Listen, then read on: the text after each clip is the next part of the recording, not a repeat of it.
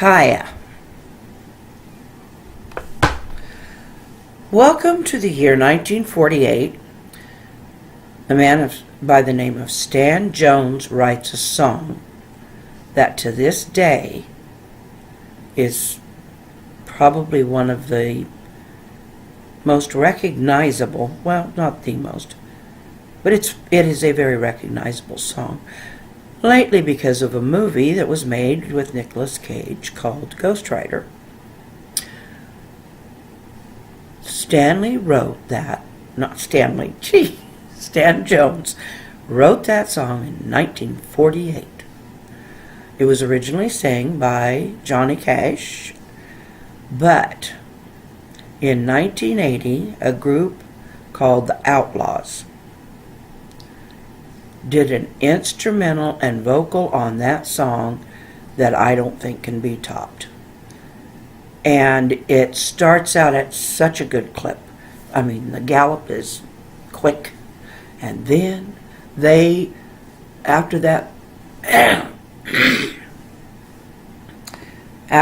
they get into an instrumental that just takes off. I mean, it goes so fast. And it's so accurate. And they've got their electric guitars and their quick drums. It's just phenomenal to hear it. And you can hear that gallop all the way through. And it just gets faster and faster. If you get a chance to go and listen to that song by either Johnny Cash or the Outlaws or both, I definitely recommend listening to it by the Outlaws. But I wrote a poem about that song several years back, around the time that I was reminded of it by the movie Ghost Rider. Anyway, this is what I wrote. It's called Blazing Hooves. It's about the song. It's not the song, okay? Many believe cowboys never die, but Stan made hooves flame across the sky. He let ghost cattle scrape the atmosphere, cowboys singing their flaming colts on the drive. Mr. Jones made dead cowboys sing. Many tried to set fire to the skies, but none cracked that lightning whip, made the heart race with the gallop of the crooning outlaws.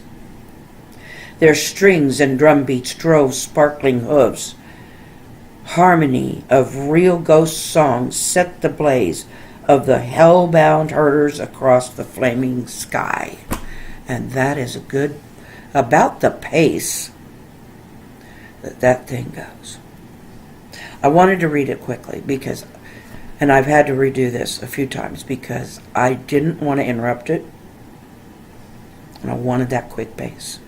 I know I could not do justice to that song, no matter how hard I tried.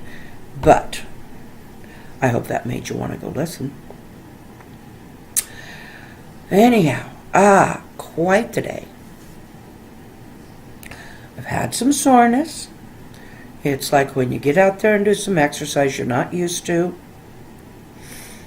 Work some muscles you're not used to working. That's what I've been paying for my little trip outside, but I wouldn't change it. No,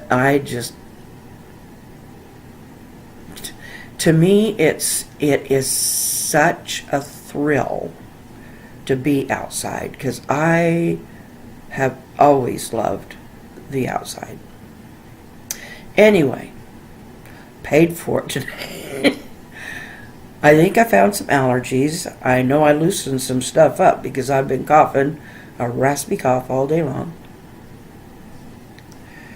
And I really did something to this shoulder and right in there, right in the neck, right where it always gets a person. But when you're breathing like that, when you get out of breath, if you've ever had the wind knocked out of you, you know how it feels. And you're really trying to catch that. And you want to get it to the diaphragm, but at first you're just trying to catch it.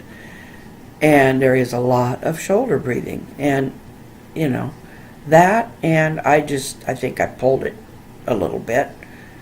Just trying to get all my stuff together, which took me 2 or 3 tries. So that was my fault.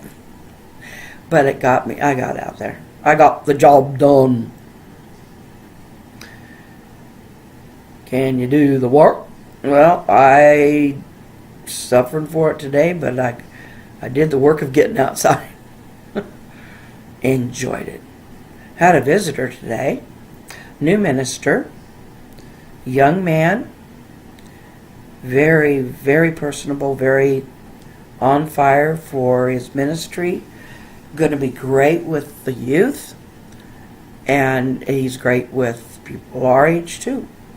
I like to talk, and he seemed to be following me with the way I jump from one topic to another. I'm sure you've noticed. A lot of vlogs do, but no, most of them don't do it in a one take. But this is a one take, and it's a conversation. So, anyway.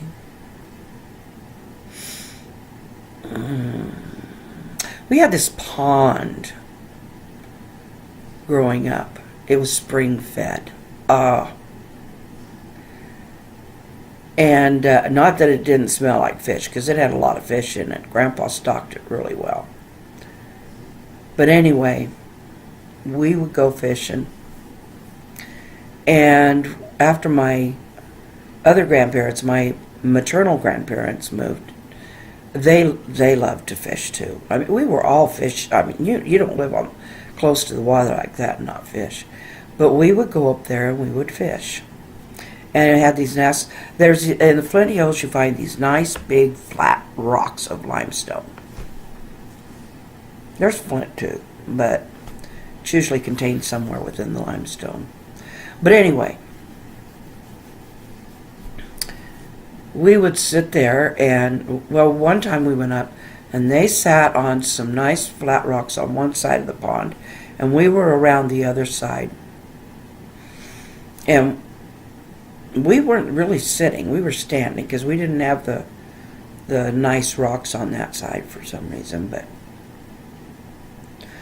you know, I wasn't so much of a sitter then that I am now. But anyway, I caught a wide-mouthed bass and a yellow cat, and both of them were fairly good size. And they were eating size. We took them back and cleaned them. And on the other side, where Grandma and Grandpa Eakin were, they were catching a lot of bluegill, or they were catching bluegill and mostly sun perch, which are also good eating, and they were fairly good size. But it was just funny that they were separated that way in the pond that day. But you also had to watch, because there were roots that would grow into the edges of that pond, and if sometimes the fish would hide in there, so you'd try to get close without actually getting caught, but it was so easy to get caught down in there. But my other Grandma Miller, she never fished with a rod and reel. She may have, but I never saw it. She would go and cut herself she liked a bamboo pole if she had one, but she could just as easy go and cut a green branch or green limb, whatever. She'd get it nice and long, and she'd tie a string on there, and she would put a hook and a worm on the end, and she'd fish, and she could catch them. Now this is also the very proper lady who could dress up and have tea parties at the house. She was an enigma. Anyway, I loved my grandparents. I miss them a lot. But that was so fun to fish with the grandparents, because talk about the experience. I mean, they could teach how to do it. I learned how to fish with a stick, and I learned how to fish with a rod and reel. And I learned a lot of that from my dad and my folks. Mom fished too. But anyway, fun story. Gotta go. Been talking for over 10 minutes, and that's plenty long enough. So, I hope you all have a good day and enjoyed the poem and my yammering, as I've said before. Have a good one. Good night.